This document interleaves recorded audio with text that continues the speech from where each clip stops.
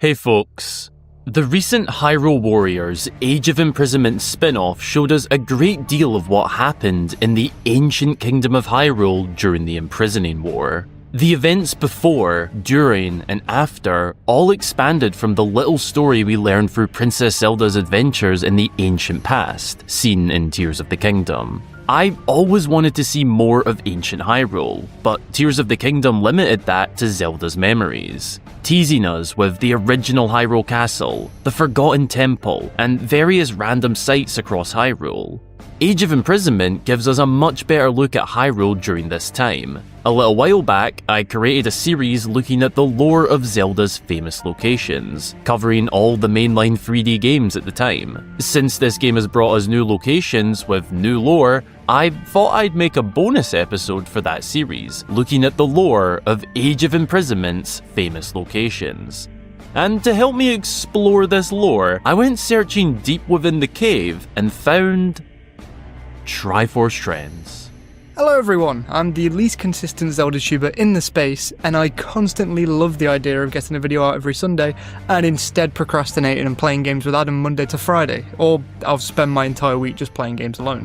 So, at the very least, you can be sure I've played any games that I mention. I'm excited to get to talk about Age of Imprisonment with you guys. I've actually not even talked about the game that much on my channel. Back to you, Adam, and stop me from starting a one-man therapy session, please. Alright folks, one-man therapy session out the window. Instead, be sure to go and grab yourself a delicious snack and drink for the video, folks. Subscribe if you aren't already for lots more fabulous Zelda content from myself. Drop a cheeky wee like down below while you're at it, and let's now look at the lore of Age of Imprisonment's famous locations.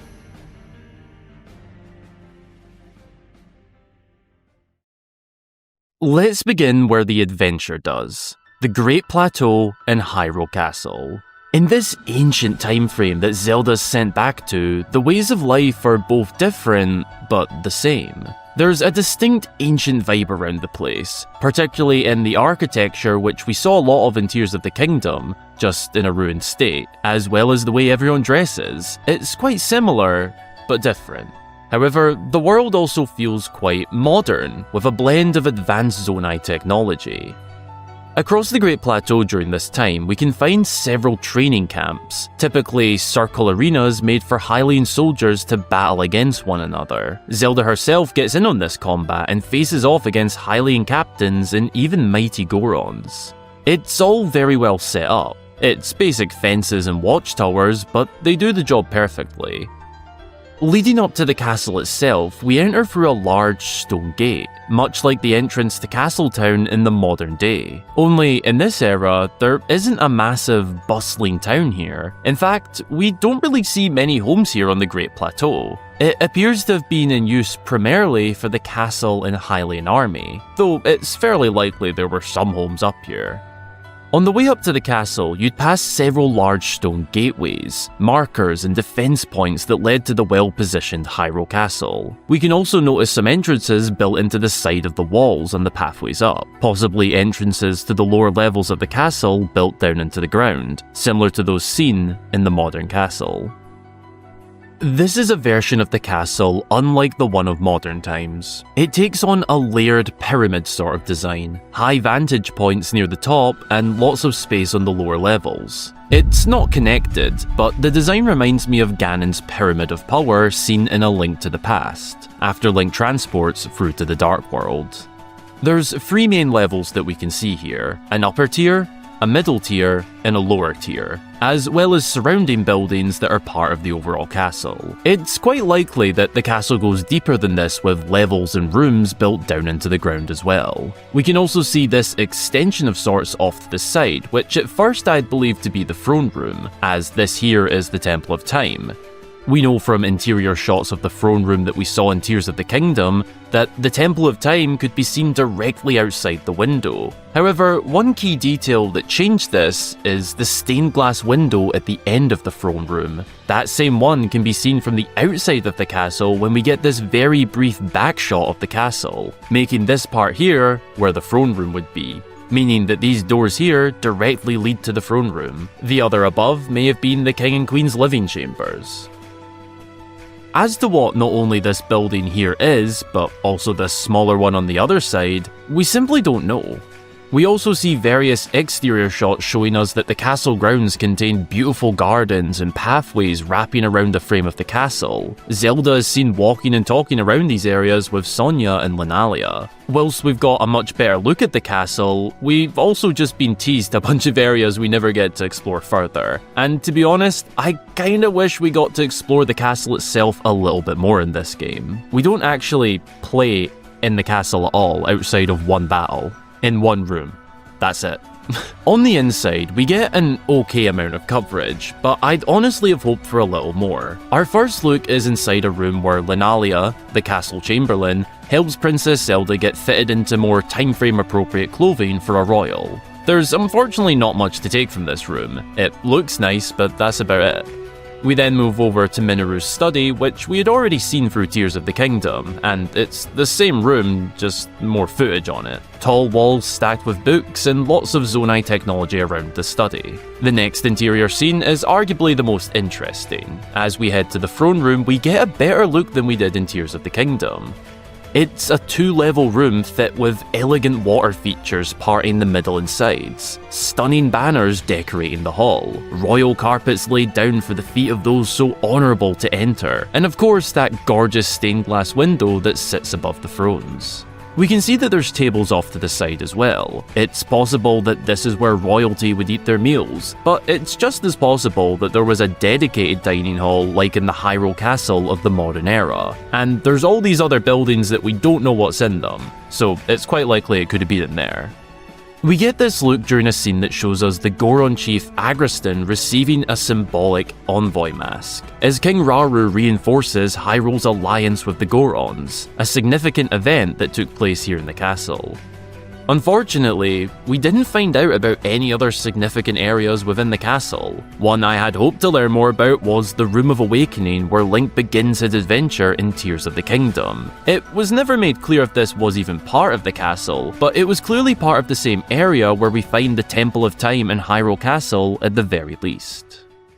Our last few interior looks come in different circumstances. During Ganondorf's deceptive plan to attack the castle, King Rauru finds himself rushing inside to find Queen Sonia, his wife, only to be bombarded by the evil construct, Girahim. It's not stated which room this is in, but it's somewhere within the castle that we haven't seen before, and a battle between the king and the construct takes place here.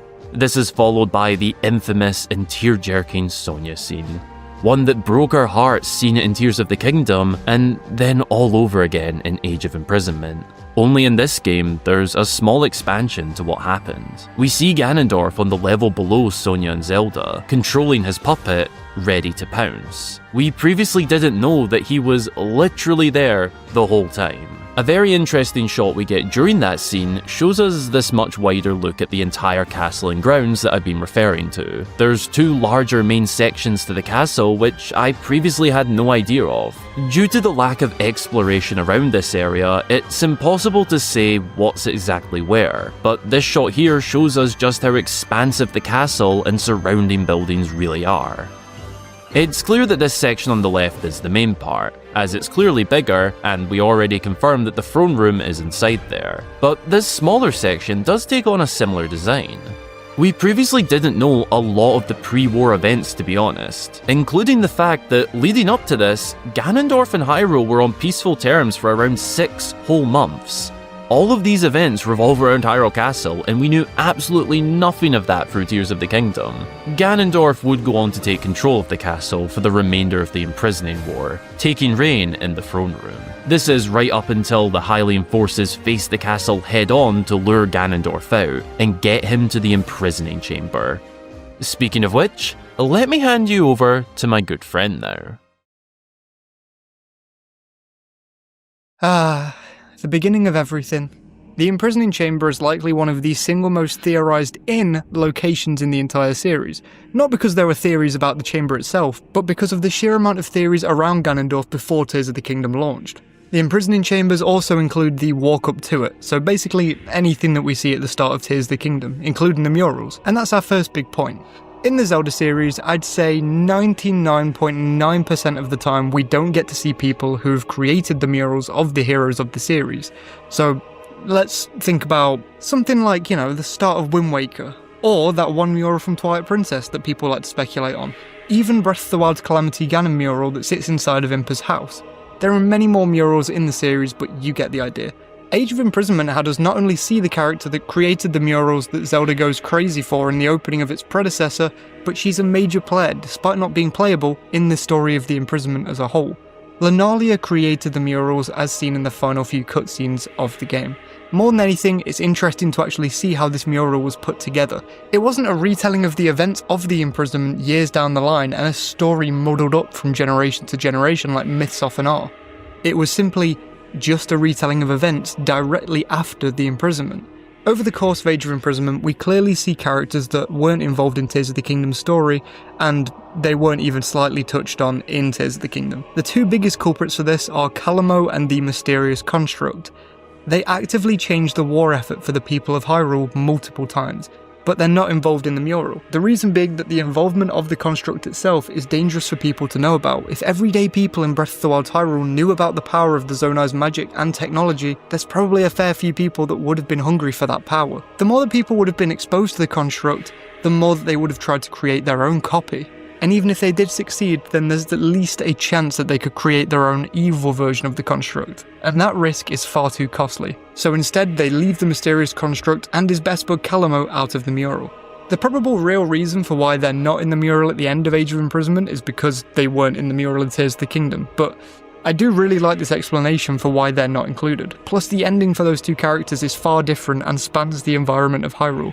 But I digress, more on that later. The main imprisoning chamber and where Ganondorf's locked up for untold thousands of years is quite interesting. Around the finale of the game, we can see Rauru starting to piece together the chambers as he starts to drop hints about a plan B that would save Hyrule. He probably knew all along that he'd have to sacrifice himself, so he prepared for that outcome, creating or maybe finding a massive chamber that could then be built on top of in due time.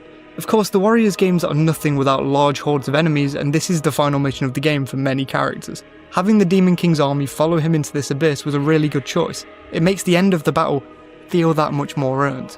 Initially, Ganondorf just has his crew running the lines, trying to destroy the sages, but as they keep thwarting every wave of enemies that come flying their way, the Demon King becomes more and more impatient, getting Phantom Ganons to fight the sages instead. In general, these phantoms are integral to Tears of the Kingdom and this game due to them being big players in the latter stages of both games, but they also establish how strong Ganondorf's power is. He can conjure phantoms of himself that are probably just about a quarter as strong as him, and he can basically have as many of them as he wants on the battlefield at once, really showing his conjuring prowess. Also, a quick note, but seeing the parallels of the heroes looking beat both on the surface and in the depths was such a clever touch. You can see their struggles. Even though many things are paralleled in these final fights, this scenario ends very differently at first glance for both Rauru and Calamo with the construct. But it also really doesn't end that differently. Rauru is engraved in murals, while Calamo and the construct are nailed into the very earth surrounding Hyrule. Finally, we come to how the imprisoning chambers are the imprisoning chambers, and not just Ganondorf's chambers or something. Hyrule Castle being built on top of the site. We've known that Hyrule Castle was keeping the big bad from escaping these chambers for the last couple of years now, but seeing the whole imprisonment play out without the interference of Demon King, Secret Stone, feels very surreal. Knowing that the castle would sit above it in due time is mighty nice. Though Tears of the Kingdom does fail as a sequel in some ways, a really cool thing I like to do when I revisit Breath of the Wild now is just think about the fact that somewhere underneath that giant castle is the sealed corpse of Ganondorf and Rauru too, trying to protect everybody on the surface. Rauru is truly one of the most tortured characters in the Zelda series.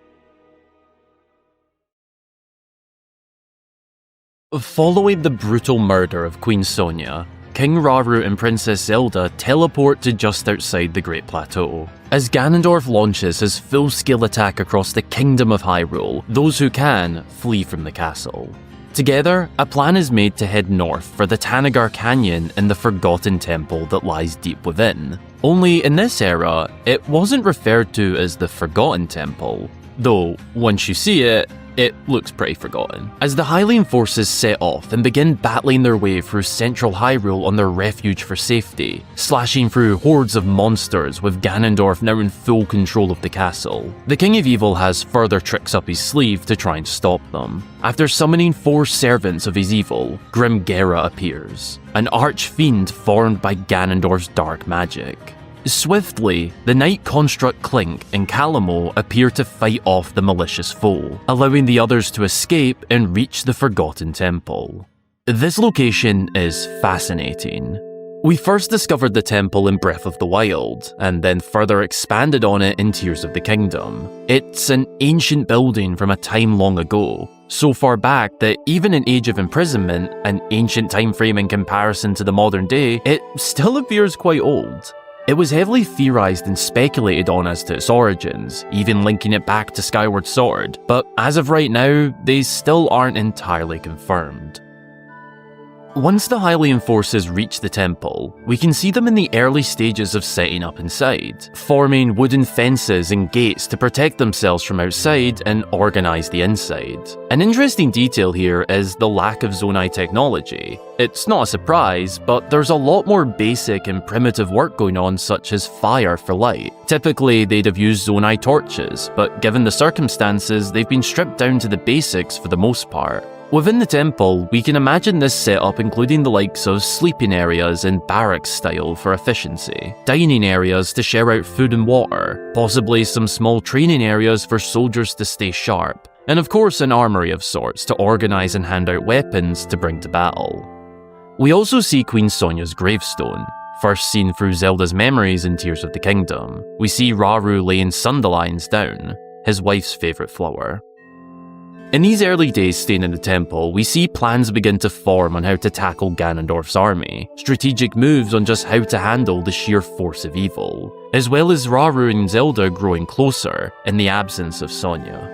Through the course of the story, Rauru manages to gather the Zora and Goron leaders to form a stronger alliance to help save the kingdom, later joined by the Rito leader and eventually creating an official alliance between Hyrule and the Gerudo, who at this point wanted nothing more than to take Ganondorf down as well, after being betrayed by their own leader. With the Gorons, Zora, Rito and Gerudo by Rauru's side, he gathers them all inside the temple to set out a final game plan to defeat Ganondorf. But first, he gives the new leaders of this Hyrulean army Zonai secret stones, enhancing their powers and ability to fight through this war. Before plans could be set out to finally take back their kingdom, Ganondorf's forces had reached the temple, blocking them in with no escape. This forces a battle on the grounds of the temple, taking us to the outside to push back Ganondorf's forces and secure the temple once again. Through tough battles and menacing foes, trying everything to stomp the Hyrulean forces down, we get a great look at how well set up the whole area was. Many vantage points, high fences and barricades could be seen all over, which really highlights the strength of Ganondorf's army as they penetrated these points of defense. Ultimately, Rauru and his newly formed team pin back the monsters. This is followed by a powerful speech that takes place right outside the temple, rallying his people, uniting in arms, and acting as a massive moment and momentum in their fight to take back Hyrule. My curiosity wants to know how the temple was used and viewed prior to these events. Do people across Hyrule know of it and its history? It still appears quite old and ancient even in this ancient time frame. Before being used for refuge, it likely just laid empty as it does in the modern day. It's a fascinating landmark of the kingdom, one that has history dating back to times we cannot confirm. I'm curious if the people of this era knew more about it than the people of the modern era, but it's just something the game doesn't explore. In this era of its existence, it was used to seek refuge during the Imprisoning War, and that's an expansion of lore that I find fascinating. Calamo had a lot of theories centered around him before Age of Imprisonment released, with a really large portion of them boiling down to, now I'm willing to bet that Calamo is the Great Deku Tree in the Wild Era or something. He basically became the poster boy for theories around the game, along with his best bud, and I'll admit that I actually did buy into the theory.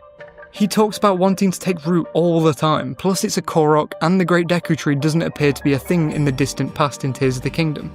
Now, the ancient tree stump has been one of those areas like something, like the bottomless swamp. In the time that the Wild Era has been going on, the ancient tree stump hasn't had that many theories based around it. A lot of the theories that it has had boiled down to old Great Deku trees or old big trees, and which one it could have been, yada yada. Personally, I never thought we'd get an explanation for something like the ancient tree stump. It just seems like something to throw in a game world. We'd have some minor theories around it, but nothing would ever really come into fruition. Well, if you've seen the end of Age of Imprisonment, and I hope you have done if you've made it this far into the video, then Calamo and the Night Construct are pit against the Forbidden Construct, this actually being the final battle of the game, a fight that's Construct against Construct. The power of the Master Sword versus the power of Ganondorf's magic and malice. It's a fight that begins directly after the Night Construct collapses after the battle on Hyrule Field. Sheer willpower wakes the Construct back up from a momentary slumber as it wants to protect its friends, and especially Calamo. So the battle ensues. Probably the most epic battle in any of the Warriors games if I'm being deadly serious. Eventually the Night Construct and Calamo are victorious. The Forbidden Construct is beaten, but the Night Construct doesn't make it far before it too falls to the ground. Although it found friends, its purpose had been fulfilled in the eyes of the Master Sword Shard. Its job was finished. Calamo sobs over his best bud's parts. After numerous battles together and the Construct always running headfirst into trouble while Calamo, against his better judgment, would always follow. Calamo plants his spear and vows to set up his root in the exact position that the Construct lies. And so is born the ancient tree stump. First of all, there's a chance that you're confused if you didn't read much past the end credits and aren't looking around much. So let's talk about where the ancient tree stump is in Breath of the Wild and Tears of the Kingdom. It's located right in central Hyrule Field, quite near to where the Sheikah Tower for that area is found in Breath of the Wild. It's an unassuming part of the map, being one of those weird things that, especially if you're just casually playing the games, well, you never decide to question it, let's be honest. From the ancient tree stump you can see Death Mountain and many other small landmarks. In Age of Imprisonment, the first end credit scene has Lunalia burning the parts in history that both involved Calamo and the Constructs, for the reasons that I discussed in the Imprisoning Chamber section of the video. And standing right next to Lunalia is a small tree that's starting to take root, ready to become one of the bigger trees in Hyrule's history. Now, of course, that's not enough proof. A little bit further along in the second ending cutscene, there's a clear time jump and there's a big wide shot of a tree standing in the centre of Hyrule Field. Out in the distance, you can see Death Mountain and all of those fun little landmarks that I was talking about earlier, and Koroks. Clearly, Calamo and his tree became a part of the Koroks' history. I mean, Calamo talked to a lot of the Koroks in his time in Age of Imprisonment. And honestly, that's good enough to make this whole ending satisfying for me. If you still think that this is actually the Great Deku Tree's era due to the Koroks or anything else, then Breath of the Wild's voice memories and Zelda notes actually alludes to an archaeological survey that will take place at the ancient tree stump. Now, move ahead, in Tears of the Kingdom's voice memories, Zelda says that the survey came back and there was an ancient spear in the centre of the stump, confirming, at least to me, that Calamo's Gerudo spear is very likely to be the very same spear. There's always a chance that there's another Korok who used a spear to root, but the timings of release of Zelda notes and Age of Imprisonment, along with the tease in Breath of the Wild to the confirmation in Tears of the Kingdom's notes, I can't see a world where this wasn't a code to Calamo in Age of Imprisonment just a few months before we knew what it meant exactly. The ancient tree stump is one of my favourite characters in the Wild era, and I can't wait to see if at least just the ancient tree stump is in a future Zelda game. Calamo, the ancient tree stump, and the Construct are forever intertwined, and I really think that that is a satisfying ending. The last location we'll be visiting in this video is quite mysterious. We don't know exactly where it is, but we do know what it contains. I'm talking about none other than the ancient chamber where we find the forbidden Zonai constructs. This location is discovered as Minoru, Zelda, and Rauru venture further into the depths than previously explored, a survey mission to further map them out and discover ancient Zonai history. After battling off creatures of this underworld and long-forgotten, now-corrupt Zonai constructs, the trio come across an old, crumbling and overgrown doorway, once sealed by a Zonai lock, but now barely holding its structural integrity. There's enough damage to this door to allow them to slip through, and despite the pathway ahead looking unpredictable, the trio proceed through. Inside this corridor, Rauru noticed flame emitters and used his Zonai magic to bring light to the passageway. As they continue to walk deeper within, they come across signs to turn back. There's an ancient Zonai written message saying to stay away, as well as a new broken Zonai seal, once a powerful lock used to keep whatever lies beyond here out of sight. It's clear that they've made a heavy discovery at this point, but as to what lies ahead is unknown. As they venture further in, the trio enter a large room and inside is multiple Zonai constructs laying atop platforms. However, these constructs are not like the ones that we know of. They appear more human-like, suiting a full body, limbs, and a head. Unlike the other constructs that serve more practical designs for their usage, this technology, whilst laying lifeless, even alerts King Rauru. They quickly identify the very real possibility that this technology is connected to the downfall of the Zonai people long ago. Where exactly is this location? We have a vague idea that it's somewhere below Tobio's Hollow, emphasis on vague. The mission that gets us here starts below Tobio's Hollow, but there's an entire venture into the depths that takes us further away. At a very rough estimate, it's likely to be somewhere within this vicinity. Obviously, if we take a look around in Tears of the Kingdom, we don't find any of this. It didn't exist yet. But in lore terms, it obviously did. So, speaking in game terms, why can we not find it? Well, many generations have passed between the Imprisoning War and the modern day. It could have been caved in naturally, or perhaps on purpose to hide the technology away for good. We know through the endgame cutscene that Minoru didn't want this part of history to be recorded in order to protect future generations. It was in poor condition back in the ancient past, so you can imagine this struggling to last all the way to the modern era anyway. The deeper question here is, how long exactly has this been here?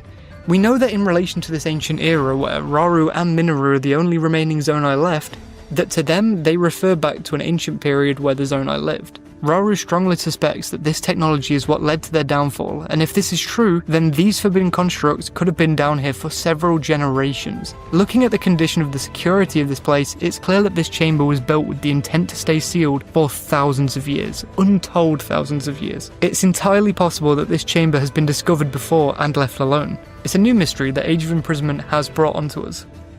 The forbidden technology found down here is seen in action throughout the game, and between the knight construct Clink and its evil counterpart Girahim, we can see exactly why these artificial warriors were locked away. They're extremely powerful, precise, agile, and dangerous. The fact that they can be easily controlled by both good influences, but also bad ones, is extremely problematic.